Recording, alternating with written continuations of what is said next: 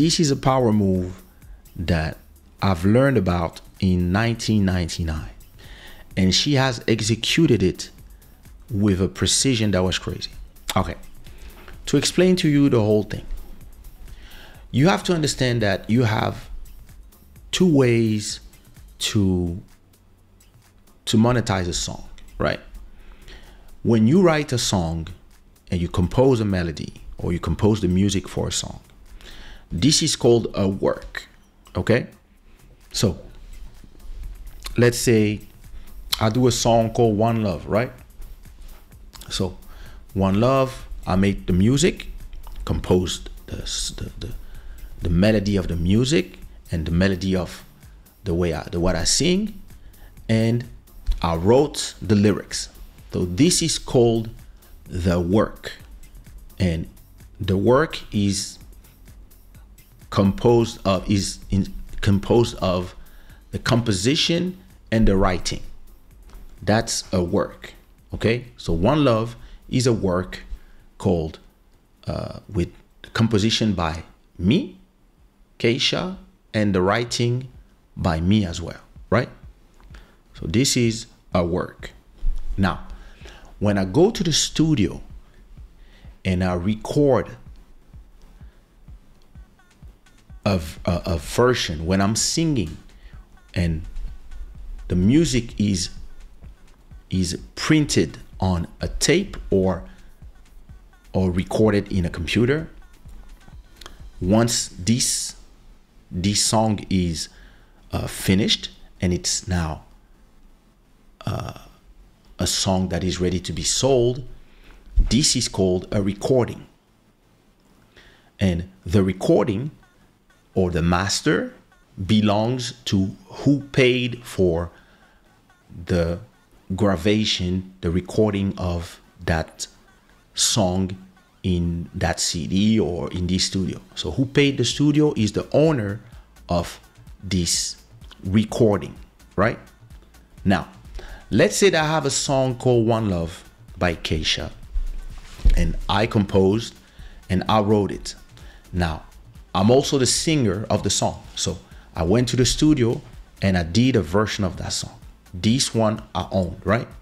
Then I own the master, the recording, but I also own the composition and the writing because I did everything.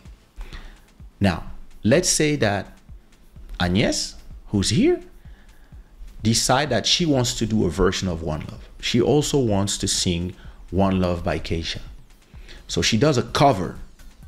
So a cover is she's taking my composition and my writing, and she does a new recording.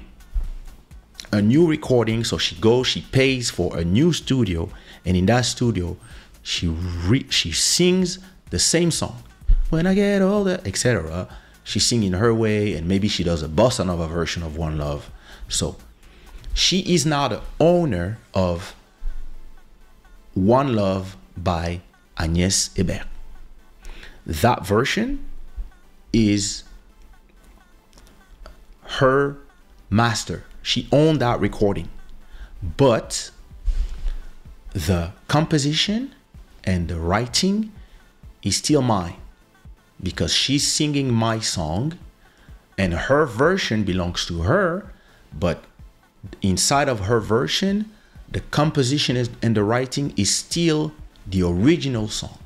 And she cannot change the lyrics. She cannot change the melodies.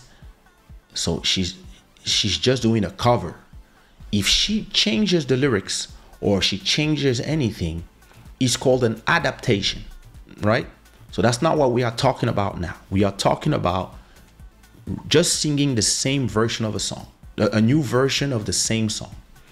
For example, when I did Diamonds by Rihanna, it's still the composition from Star Trek, the Swedish composers, and Sia, who wrote that song. The interpret of the first master is Rihanna, and her record company owns that recording. But my version of Diamonds, the Kizomba version, is my version. I own that version. but the composition and the writing are still paid to Thor Hermansen, Eric, sorry, I forgot the name, and Sia. Those are the composers and writers of the song that I decide to sing. So I did a cover version, and you can have the same song. For example, in Brazil, people, when there's a song that is popular, everybody does a version, Che version, forró version, samba version of popular song. In Brazil, it's something that is normal. And on the internet, if you like a song, you can have a lot of versions. There's always bossa nova version of a song, etc., etc. Anyway, back in 1998, when I signed my contract with Sony via a label called Endor Records, who was part of Globe Music. Globe Music was a label that belonged to Sony, and they wanted to do like a big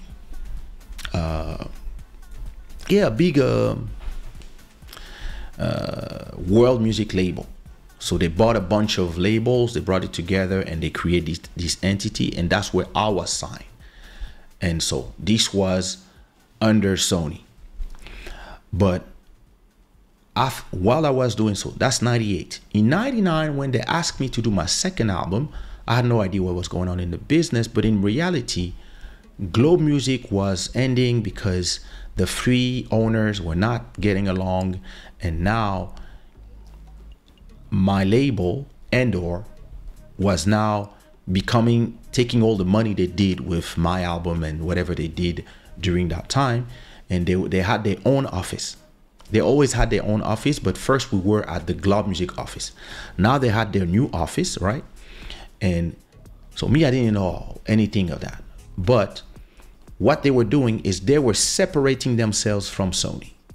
That is what was happening. And when they asked me to do my second album, they asked me if I could re-record Bounce Baby, which was my big hit at the time. And me, I was like, why you want us to re-record Bounce Baby? So the head of my label, Dominique, came to me and he explained to me more or less, listen, we are going through changes. We're not going to work with Sony anymore. They're going to distribute our music, but because that song is such a hit, we want to put in the album again so we can make money without Sony from the song. And I was like, oh. So they were like, the original track that you recorded, which is your song, the composition is from Jacob de Varieux, rest in peace, and me writing, and Mike. But the master, the first master, belongs to us, but we have a deal with Sony, so they take a lot of money. Now, we want to have you re-record. You go to New York, you do a new version of Bounce Baby. You change the instruments a little bit, you re-rap the song, etc., etc. It's your song anyway, but you do another version so we can have another master, and that master, we can own it without Sony, and we can make money without Sony from that new CD that you're going to do in 99, Worldwide Chico. But the composition part is going to continue to be Jacob de Varieux, Kaysha, and Mike. I was like, oh. And I was like, so you can do that? And he was like, yeah, of course you can do that. Huh. Interesting. Very interesting. You know me, I'm too smart for you to give me that type of information. So there was a girl here called Jocelyn, and she had a falling out with her label. And you know, when somebody pays for you to record a song, and you have shows in club where you are singing on your instrumentals or playback, the label can tell you, you don't have the right to sing my song. You don't have the right to play it in your shows because they own the master, right? So she was telling me, yeah, my record label don't want me to sing my songs, and people call me to sing in clubs to perform those songs. I don't know what to do. So I told her, can you talk to them and find an arrangement? And she was like, no, we ended our business relationship in a bad way. So I told her, just all you have to do is re-record your songs. And she was like, what? I said, yeah. I told her that studio. I was like, listen, you find a beat maker, a good beat maker, and you ask him to redo new versions of the same songs. And you re-sing everything. Once you re-sing everything, now these are your songs, your versions of those songs. And the label cannot say shit. Because now when you go to the club, you are singing your versions of these compositions. And if you wrote them, you make money. If they own some publishing, they will make money from those versions. But you have the right to sing them. You have the right to sell them too. You can put them on Spotify with the other ones. It's a remix or it's a new version. So you just re-sing everything. As long as nothing from the original composition is there, it's okay. It's the same as this is an iPhone, right? And this is another iPhone. It's a copy of the same product, but one belonged to me and the other one used to belong to my wife. I'm gonna sell it now, because I bought her a new iPhone. But so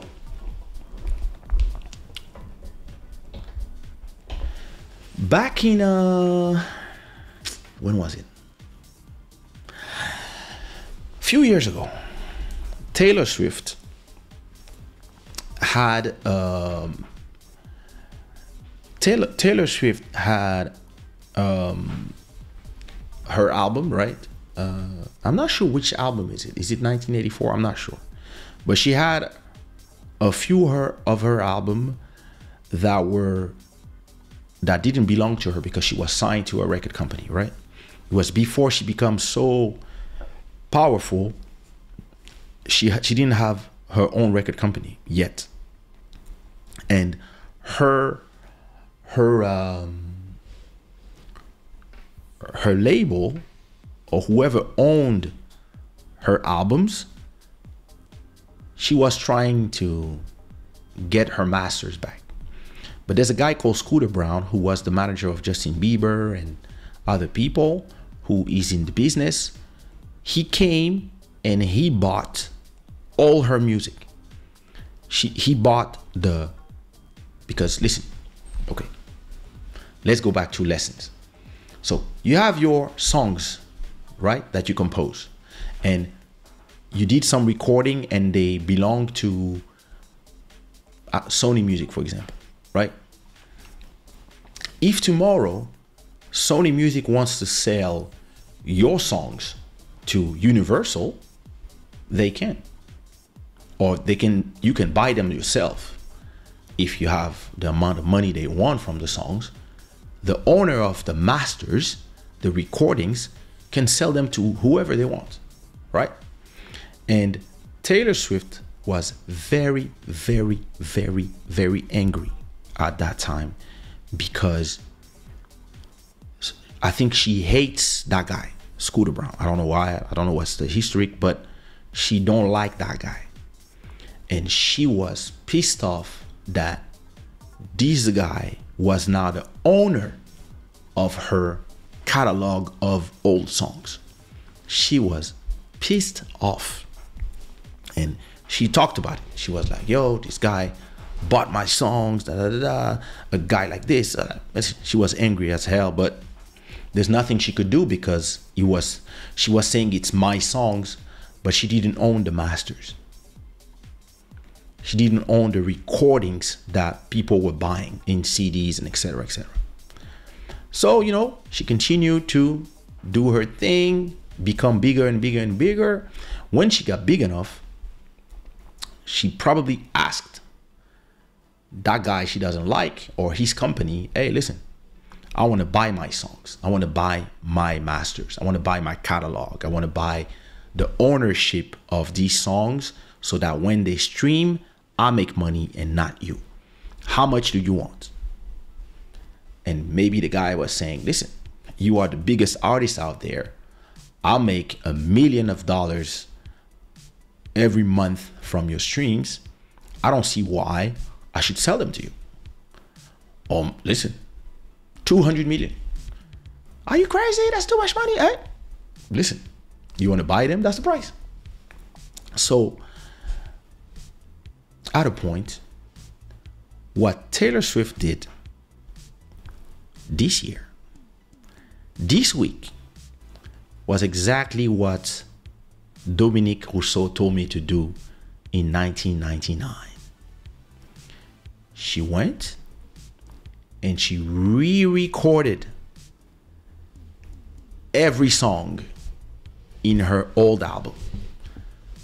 I don't know if they sound different because I didn't listen to them. Let me see. Let me go to Taylor Swift. There you go. All right. So apparently, yeah, that's the album 1989. So you see, she re-recorded an album and she called it 1989 Taylor version. So 1989 Taylor's version deluxe. Same song, but they all Taylor version, Taylor version, Taylor version. Because if you look at her catalog, you will realize that, let me see her albums. So where is 1989?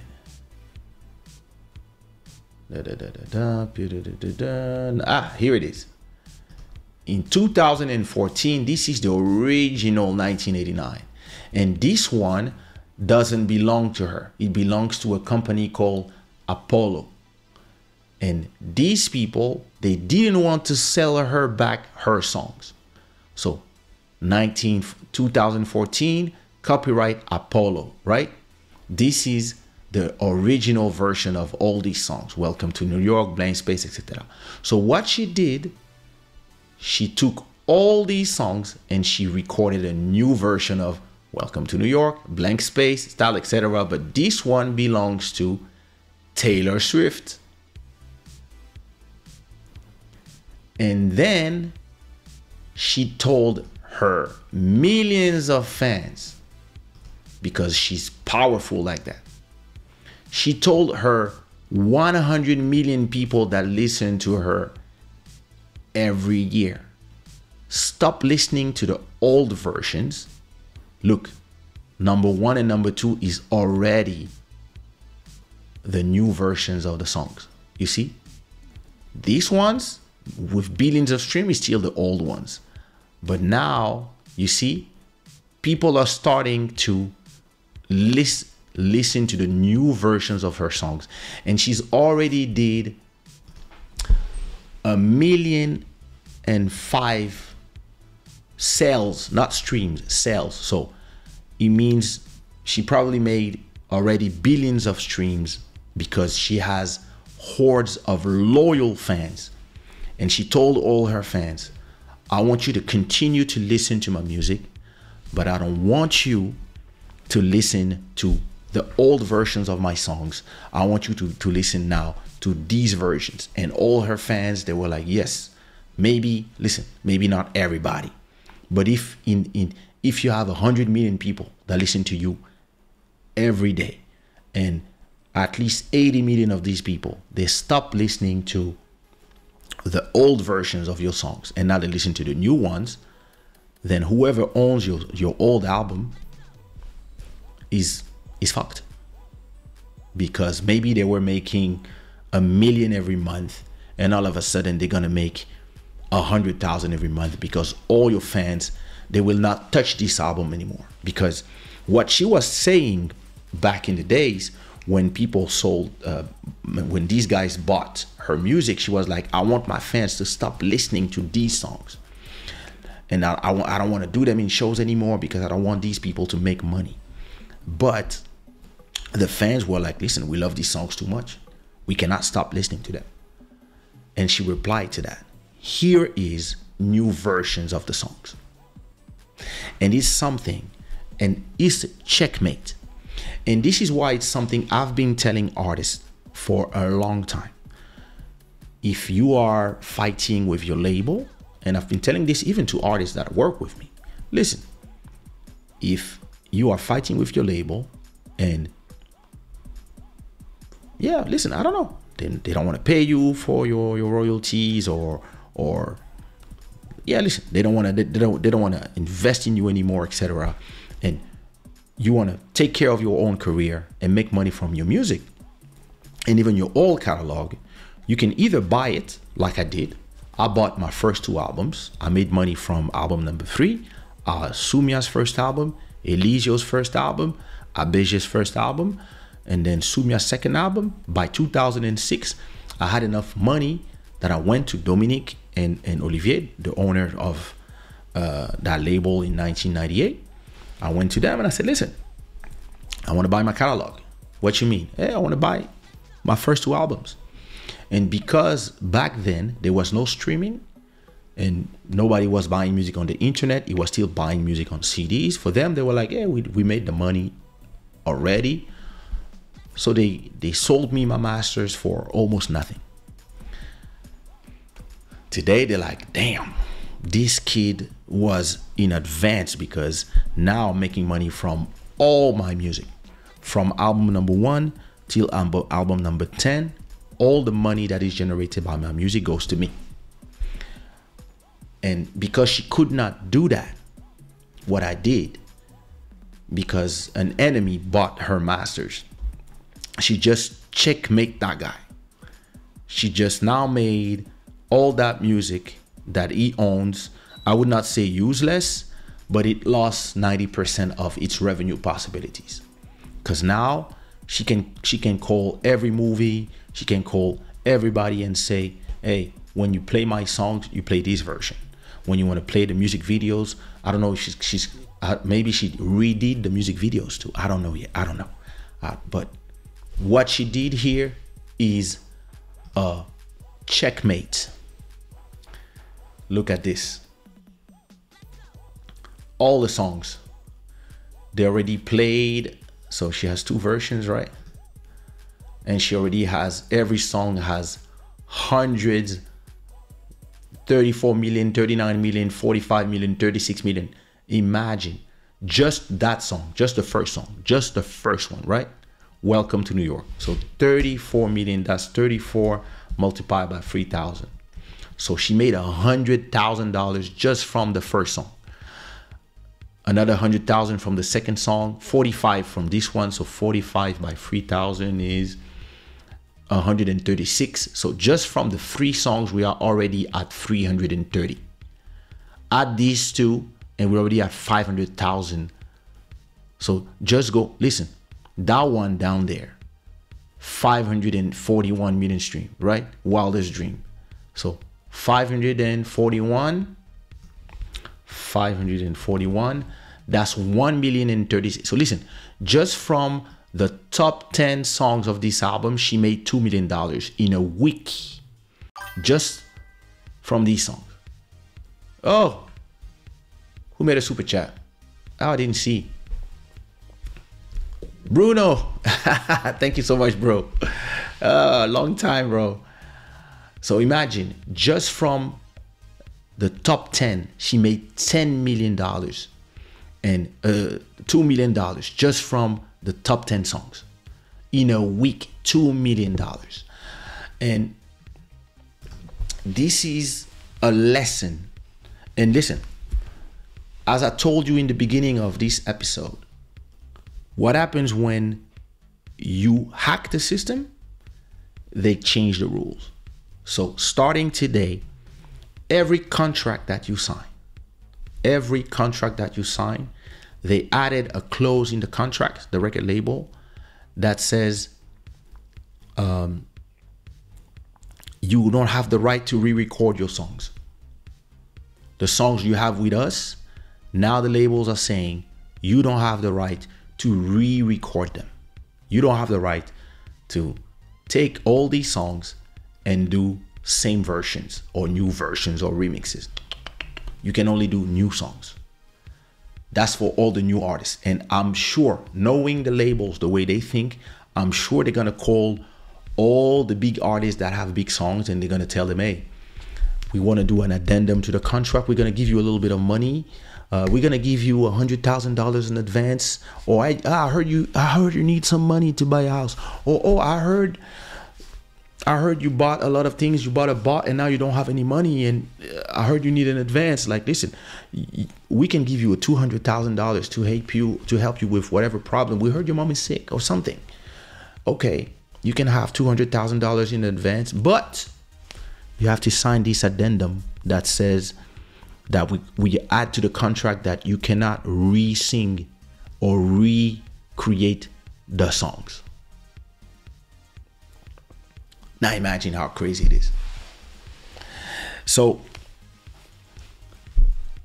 personally, I mean, I didn't have to do this with my record label back then.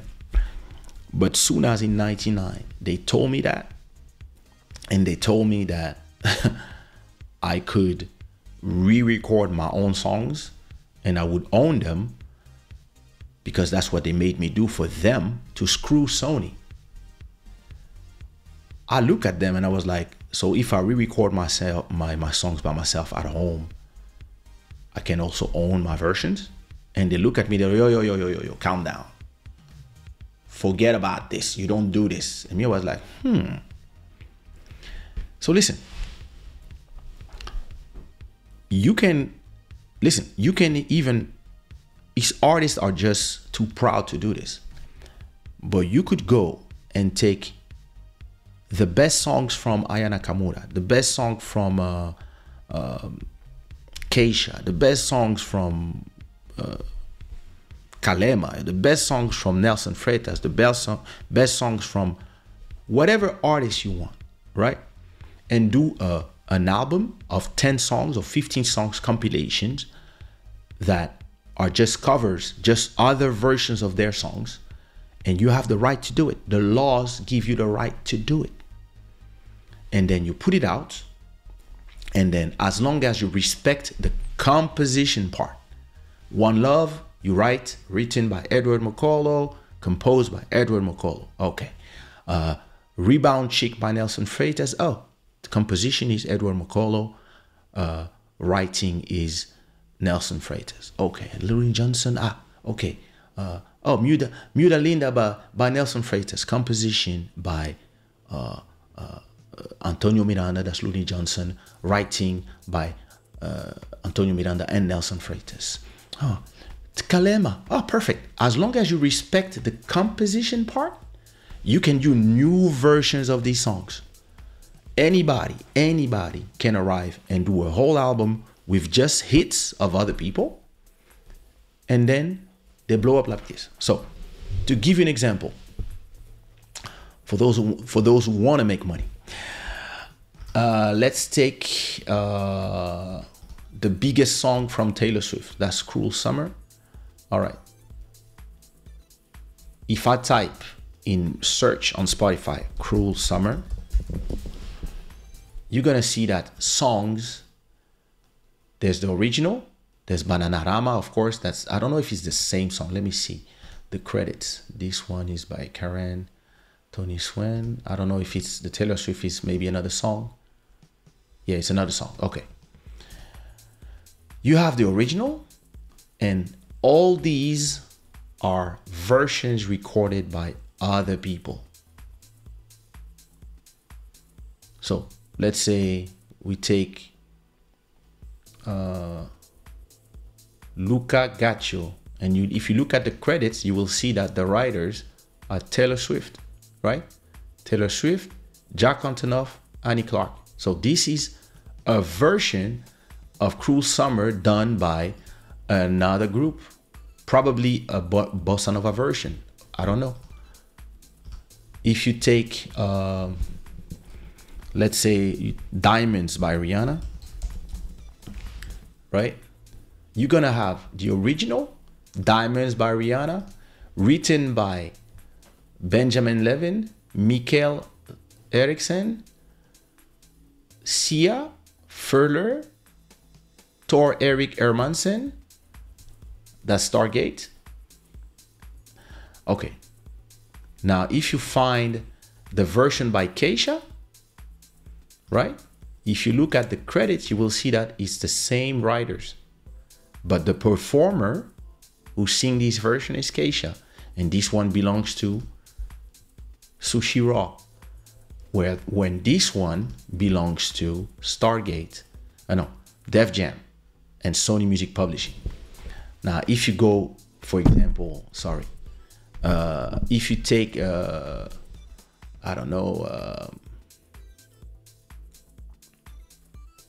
sure there's a bossa nova version. So let me take bossa. You see, I did the bossa nova version.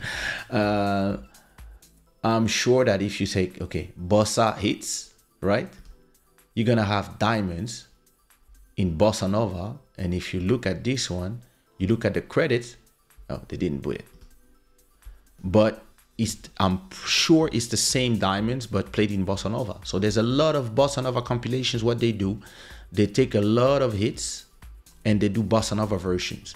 There's a lot of, in Brazil, like they do a lot of forró versions, a lot of che versions of samba versions of popular songs. It's very famous. They even have covers. You have playlists with just covers.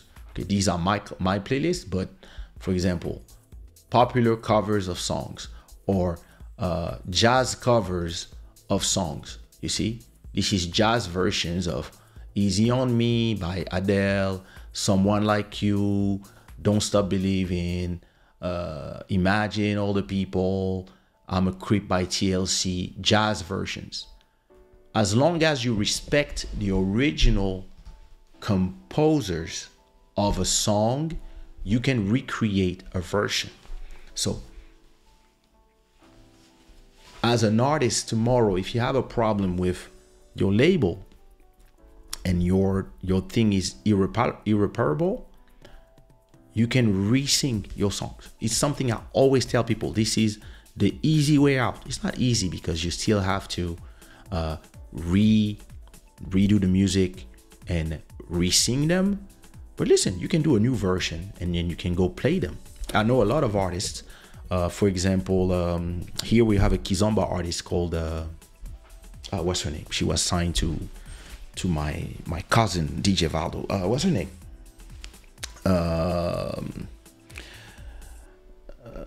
She's the wife of LG. I forgot. Sorry.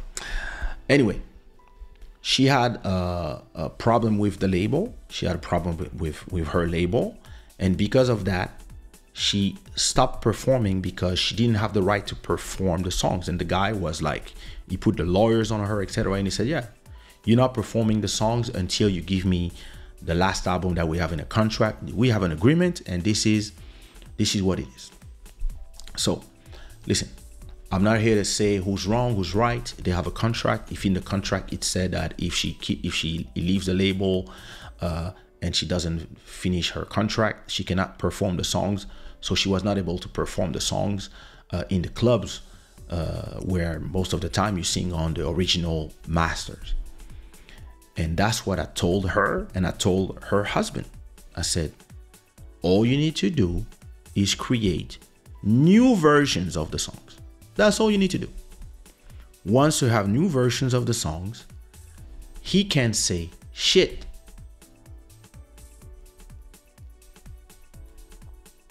listen, tomorrow, if you want to do a new version of my song, One Love, I cannot say nothing. The same way, I mean, maybe after a certain number of sales, you might need you don't need an authorization, but you might have to pay a fee. But most of the time, the digital distribution, they will directly send that fee to me. So the system is created so that covers are legal. And that's exactly what Taylor Swift did. So you can do it too.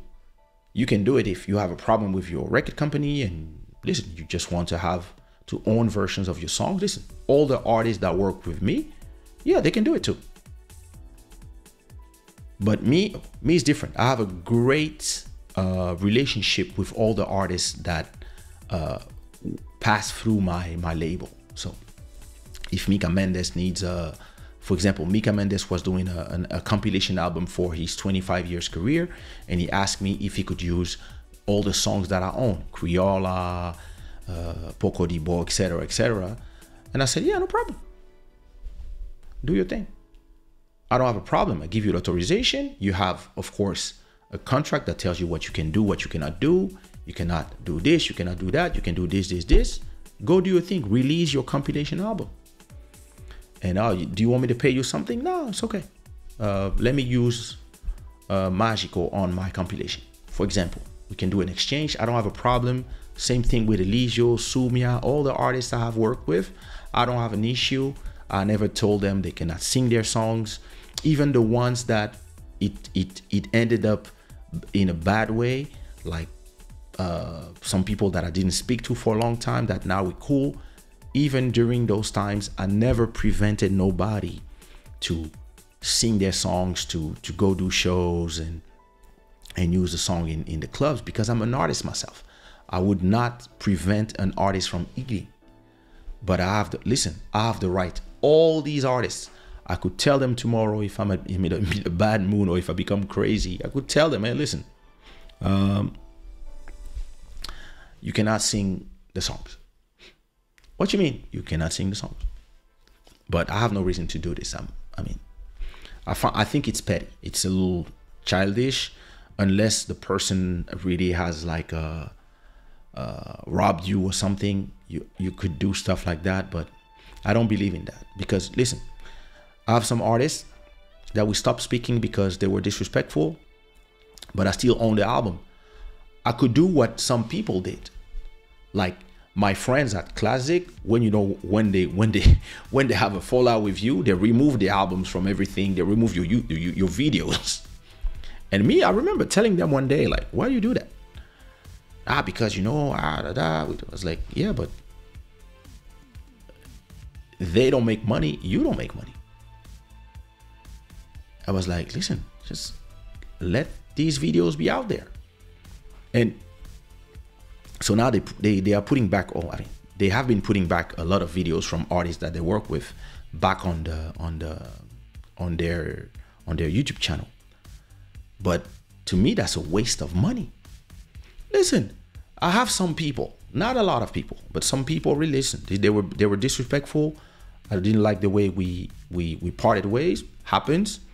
But all the songs are there. You know why? Because I make money.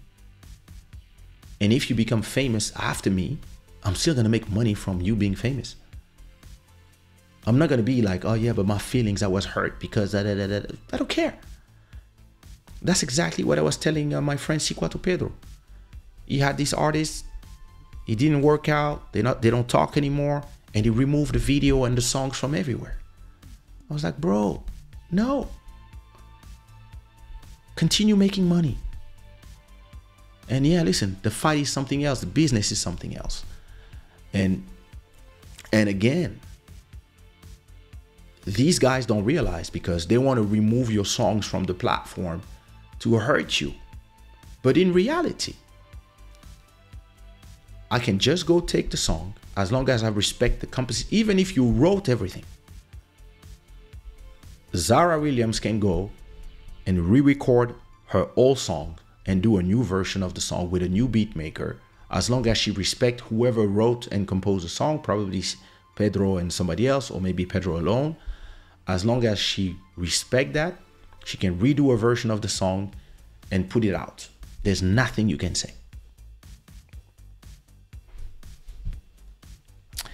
But the thing is, in this music business, what really happened is that, you see what Taylor Swift did? She took the courage to re-record 25 songs. She has the resources, she has the money, but still, once you have a song that is fixated on a recording and you love that version, sometimes it's hard to you to, even if the slightest variation of the way you sang, you might hate the new version, right? It takes a lot of courage to say to yourself, I'm going to re-record my songs. I'm going to re-record my whole album. And most artists, first, they don't have the courage. I told what's her name? Jocelyn. I told her 5 years ago, sis, just re-record. She never re-recorded.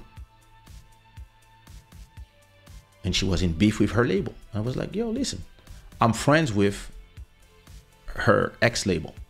I'm friends with her too. And I told her, hey, sis, just re-record. But she never did. I also told the guy who owned the masters, bro, like, it's okay. Just let them sing their songs.